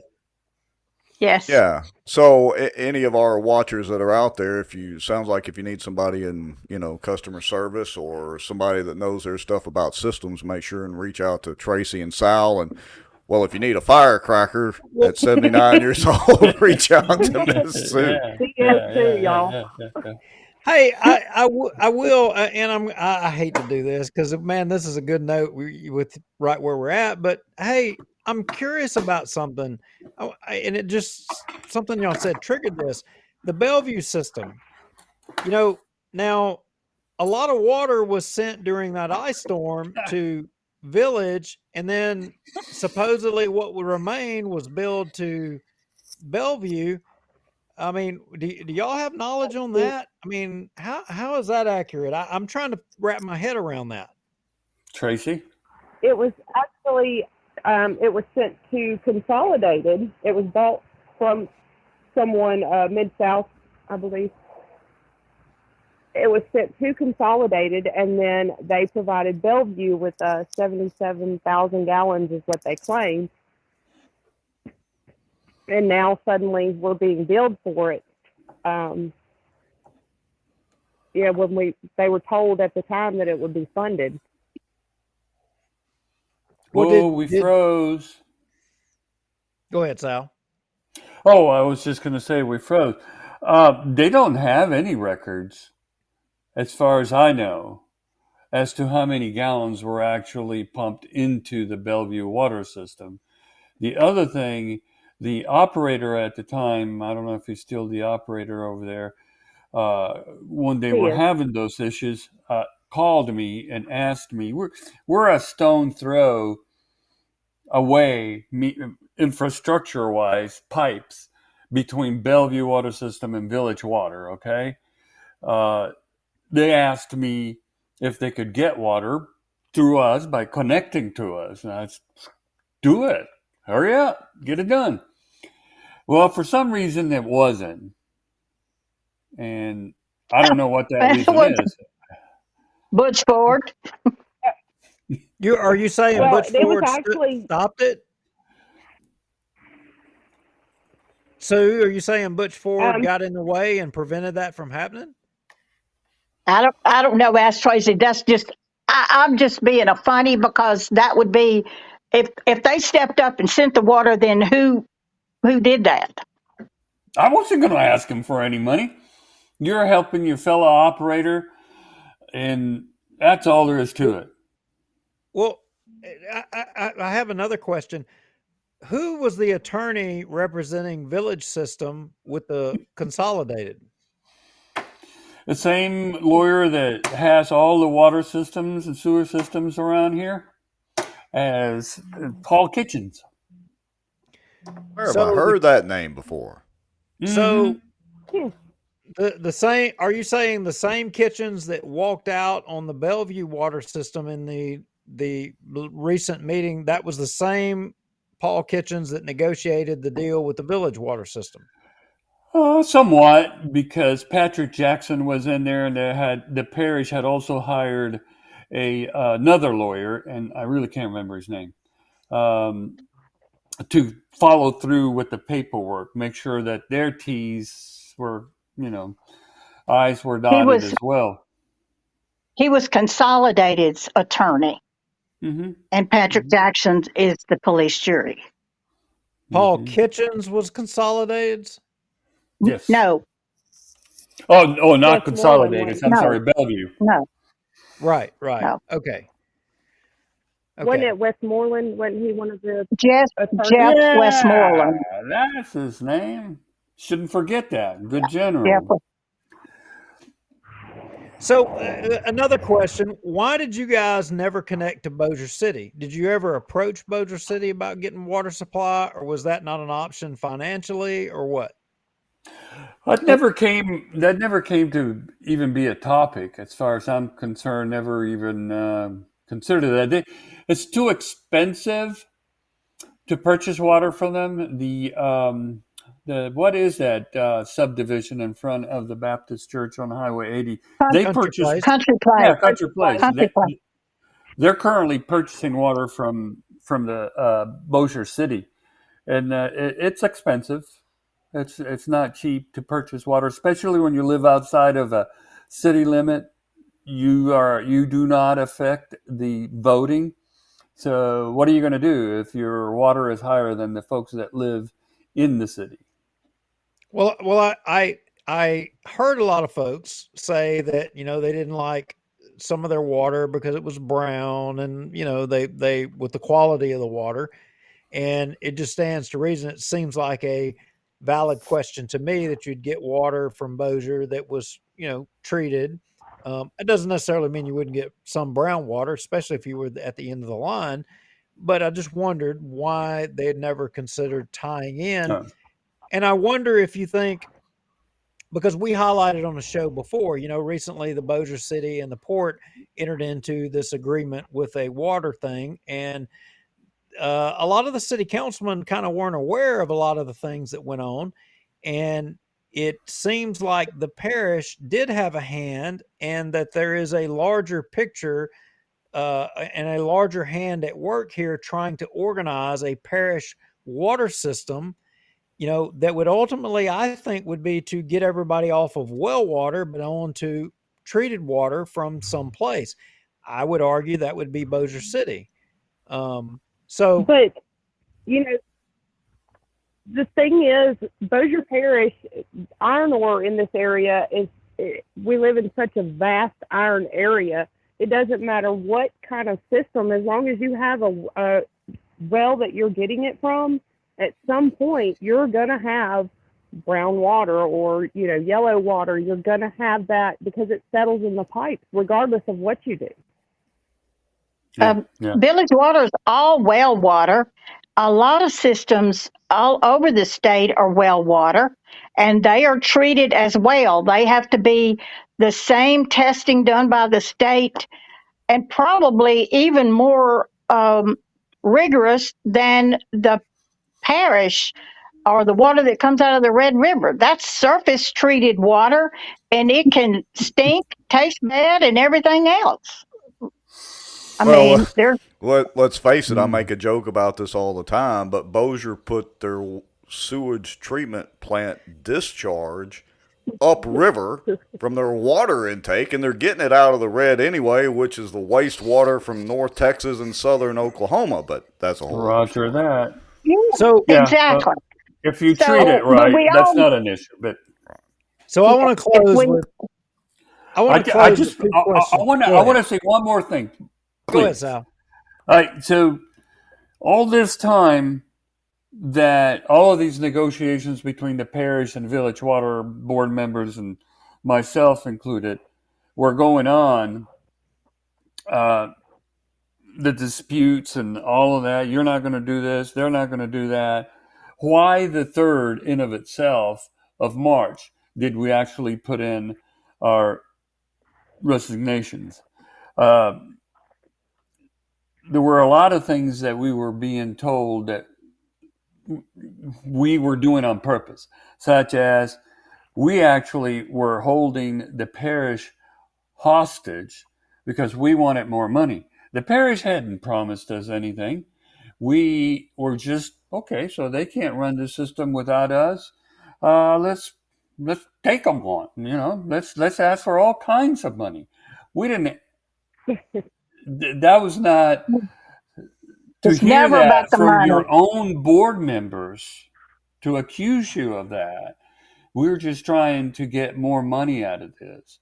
That our own employees were lying about their insurance issues. That's what blew my top Thursday, the 2nd of March, when our own bosses were saying to me on a telephone call that I was trying to hold the parish hostage, that we were doing this on purpose, and so many other things that I can't recall right now. It just blew my top. And Friday morning, I said, okay, This is it. Let's put in our resignations. Let's walk out. I didn't have the support from the police jury ever. So Sal, so you're telling me Sal, Sue, and Tracy, did any police jury member contact y'all after and ask you, is all of these things true or not? Nope. No, absolutely not. Do each of y'all feel that because they didn't take the time to ask you if you were blackmailing them for more money and all that, do y'all feel like that it's accurate, bearing false witness? Because they said Well, it at police jury absolutely. meetings. Absolutely. Yeah. I mean, why would that include themselves? Because they're the ones that said X things promised to us. So why would they bring that up? Yeah. So, well, and police jury members, you see how that works right there? You see? Yeah, go ahead, Tracy. Just, for an example, myself, I don't think they realized, first of all, everything we did. We did everything in-house. They send everything off. I was doing certain things, keeping track of, like the backflow, for instance. I believe their engineer does that. And yet they wanted me to take right at a 10,000 year pay cut. And I was going to do it just because I loved my job and I loved my members. But when you start to call me a liar about my children's insurance, there's an issue. Absolutely. Well, absolutely. I'll say on behalf of the folks from Halton, I'm an original Halton guy, and thank you guys for taking care of water and the dedication. So, Sal, for example, an Air Force guy. I mean, look, thank you for your service, and thank y'all all for attending to the system, because I got to say, you're dealing with one of the most important issues to people's lives, and having water, and I mean that's the basic thing of life, and you guys were doing it. You managed it for years, and the lady at the last police jury meeting, she couldn't have said it any better than anyone. She said, I've been on this system for 20 years, and I've had more problems in the last 30 days than I've had in the last 20 years. I think you guys should wear that as a badge of honor. I mean, because that's a reflection of you. That the past 20 years she had no problems. Dentist office. What's that, Trace? When we had a boil order, or something like that, if it affected her husband's dentist office, he was the first one called. Or like Halton Animal Hospital. I mean, we had certain people we knew, if that area was affected, we called immediately. And then we would send out that robocall with. We called Sonic because we didn't want them to have dirty water for the drinks and the water they served. Right. Wow. Right.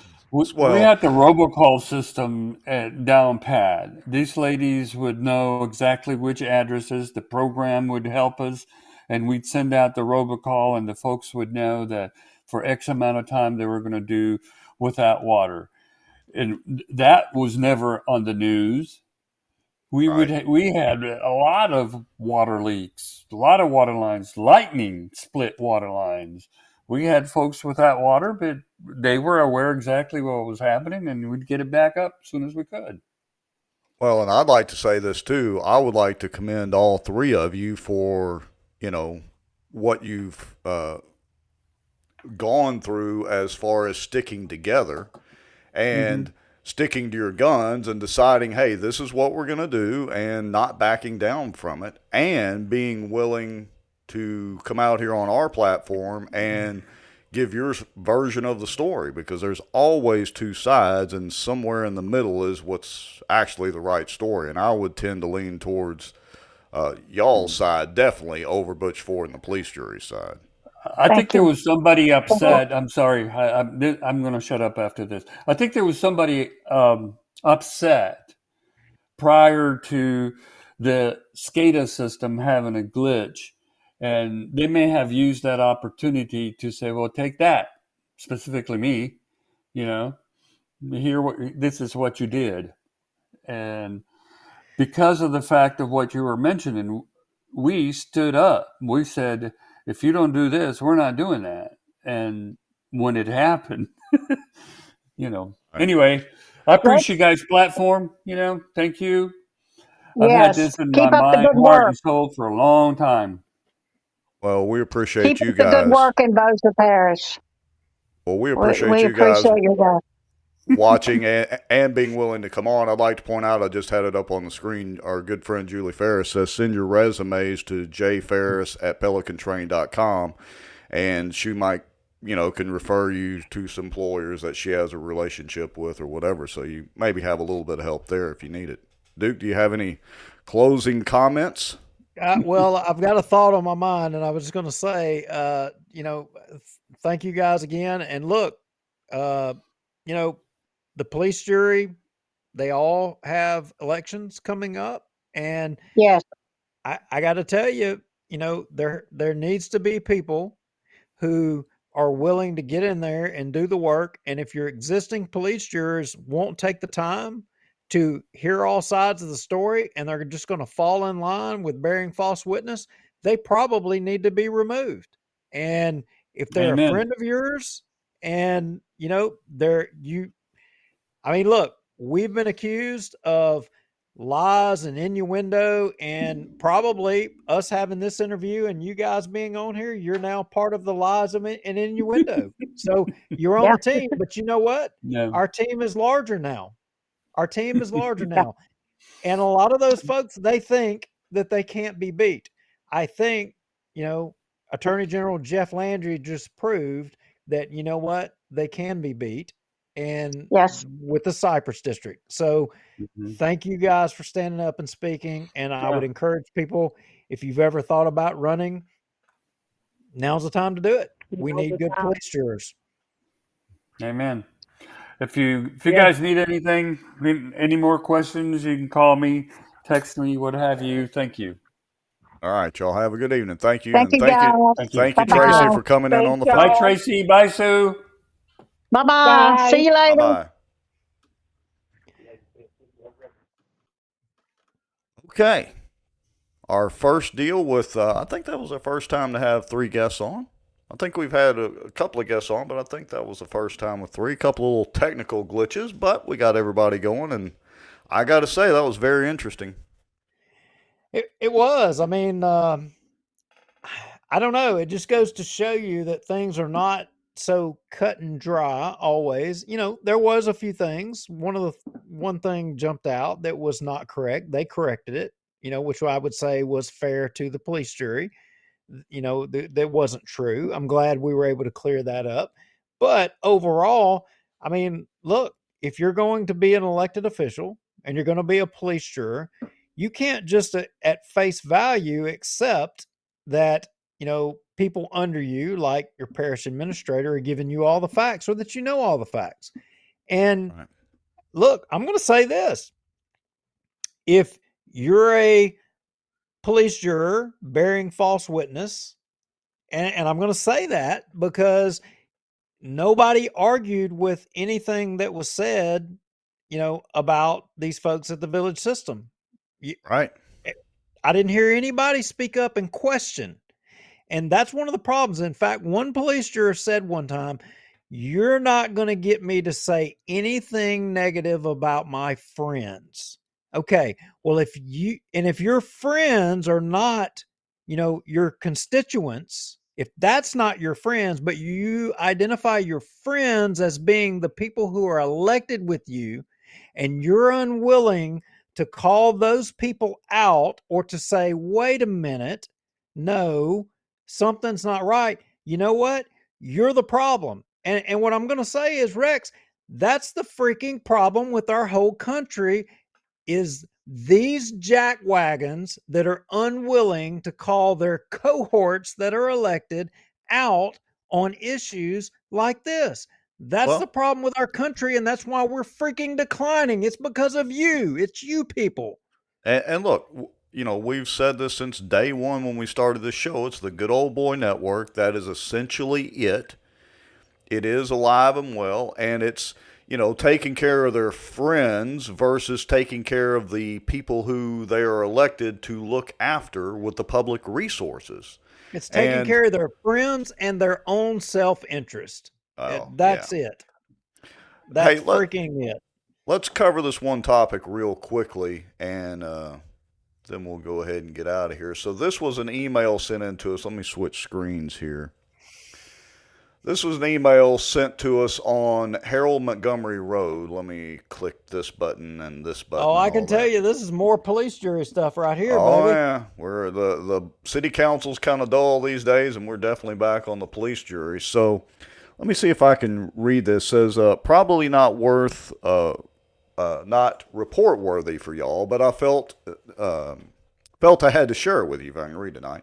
Ever since y'all covered Bellevue Water's issue with the police jury, I felt I couldn't miss a single show you guys do, and we thank you for that. After hearing the term police jury card, I really picked up that these guys do it a lot. This weekend, while making a trip to my in-laws in Doyline, we decided to take the longer ride around. When we come to the bridge on Harold Montgomery, we noticed the road work Bossier Parish was doing, and after we entered the road work, we noticed wet oil signs. This was about 6 p.m. It had previously rained, so the liquid we saw on the road at that moment truly looked like rain. Well, after seeing the sign, I immediately looked at my husband with complete horror on my face as I began to hear the rocks and sludge hit the side of my Tahoe.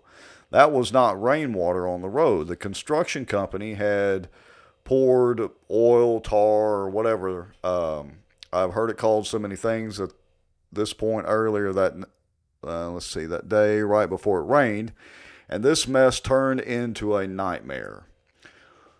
When we arrived at my in-laws and got out of the vehicle, I immediately went into a panic. The sludge covered every part of my vehicle. To our surprise, my sister-in-law had pulled up right before us, and her small car was covered as well. A short time later, we started to see neighbors pass with their vehicles in the same shape. I had already decided I would be making phone calls Monday morning. Neighbor just happened to stop to speak to us and let me know his brand new truck, trailer, and four-wheeler had been covered as well, and he had already made a call to the police juror of that area. He passed his info to me, and I immediately called. This is where it gets funny. I called Mr. Brotherton, who was very polite, explained to him my situation. He informed me he had already received multiple calls that the police jury had contracted this job out to Best Yet Builders, which is actually Ernest Contracting, and that this was not the police jury's fault. They would blame this on the construction company. I almost died laughing.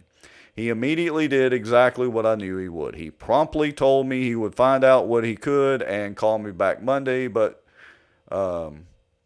to reach out to the contracted party. Since then, there has been a post made on Facebook in addition to mine, that has hundreds of comments from people that live in the area that were affected and cannot get this mess off their vehicle. It is everywhere on mine and the undercarriage, and now on the inside. My children got in and ruined their clothes.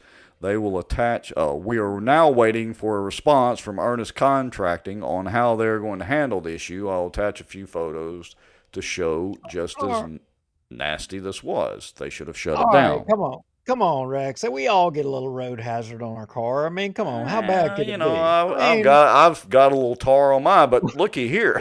This is. Wait a minute. What does that emblem on the side say? I can't even read it. Yeah, no kidding. It's virtually covering up the Tahoe. For those of you listening to the podcast, there is literally probably a couple of ounces of oil or tar slick on the running boards of this Tahoe.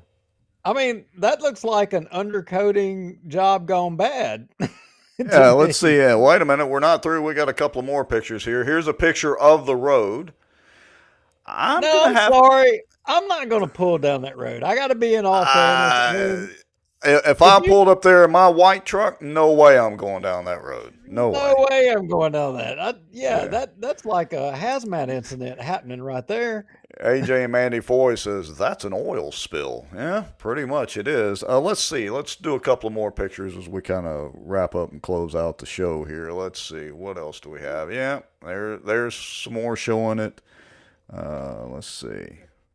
Yeah, that's guaranteed going to undercoat your car right there, no doubt. Oh, yeah, you're going to have undercoating, overcoating, whatever else. And I would be more naturally upset. I mean, that's actually bad. Look at that. That's actually That is absolutely ridiculous. If the parish is condoning, oh wait a minute, they're not. They're blaming somebody else for that, right? Yeah, I the mean, parish is always so blaming if it you on somebody guys else. want that paint job on your vehicle too, I suggest you contact your current police jury members to find out where they're doing road repair, so you too can have that undercoating job on your vehicle. Yeah, now let's see. Okay, so Tabitha, I didn't want to share your name out, but Tabitha said in the comments, she's the one that sent the email, said the company did reach out to me this evening and offer to wash my Tahoe. So, let us reach back out to us. Let us know how do they, how they do with the And you know wash what? job on it. That is respectable. I gotta say. I mean, if the company's reaching out to fix that, I mean, hat tip to them for being responsible. But I gotta say, man, why would you let anybody even ride on that? You should block that off. Yeah, and Greg Bell asked, did she say at the time it had been raining? I might have missed that. I think she said it was either raining or had just rained. Tabitha, if you don't mind, clarify that in the comments. All right, Mr. Lowry, you're yawning. I'm starving. And everybody else is still watching. We still got, I don't know, well, let's see, across all the platforms, probably over 60 people watching right now at a 2-hour show. Well, we appreciate everybody. And look, we're beating up on the police jury pretty hard, and I'm not giving them a complete pass here on this thing with the village system or whatever, because if you're going to aspire to take over systems and you're going to, deal with people's lives, you need to give a little bit more consideration. And I don't know that enough consideration was given. And someone could say that, it wasn't the actual police jurors, but you know what? The truth of the matter is you ran, you asked to be elected, you asked to be in the seats. It's your responsibility. You can say somebody else, you can play the quote unquote police jury card. You can say it's somebody else's responsibility, but I'm sorry, that's not right. At the end of the day, it's your responsibility. And if you're unwilling to hold your appointees or your employees accountable, it's on you. It's on you. Right, I agree. Take responsibility, Figure out what's going on, do whatever it takes to correct the situation. Quit sloughing it off on everybody else. Having dealt with the police jury over the Cypress District issue and all that, and they basically just ignore it and brush it off. Oh, is our good friend Mark Smith here? Mark Smith says the district voted to become part of the police jury. You know what, Mark Smith, that may be right, but what promises were made to that district that were false promises? What promises were made that were promises that weren't going to be kept?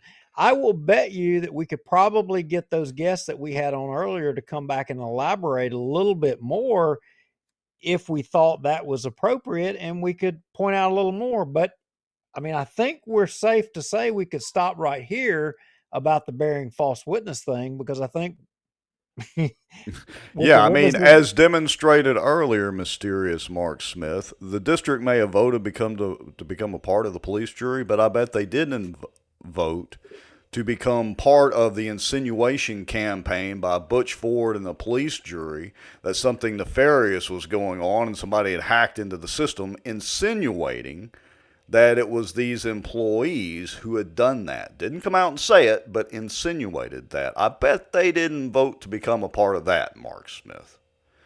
So, yeah, probably not. With that said, Rex, Mr. Lowry. Rex, good job with the tech stuff tonight. You worked wonders, because we had a lot of tech issues tonight again. But hey, good job. I appreciate it. And good job on getting our guests set up and lined up to come on the show. They were definitely interesting.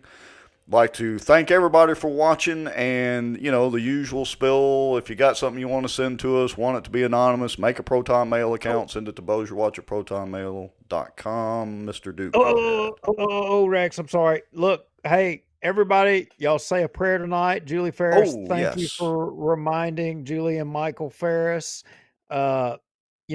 we had a officer shooting in Bossier today. There were a couple of people that I'm going to say were murdered. I think that was the case. You had officers that responded, a Bossier City policeman. He was shot. I do know that he went to surgery. I understand that his surgery went well and he is recovering and is expected to, pull through it with flying colors. So, Good but deal. still, everybody say a prayer for him. And, and for the families of the victims, apparently that were shot or whatever, we need to also remember them as well as the officer that was shot doing his job, trying to protect everybody else. Yep. Amen to that. All right. Thanks, everybody, for watching. Thanks, Rex. All right. See you next week, Mr. Lowry.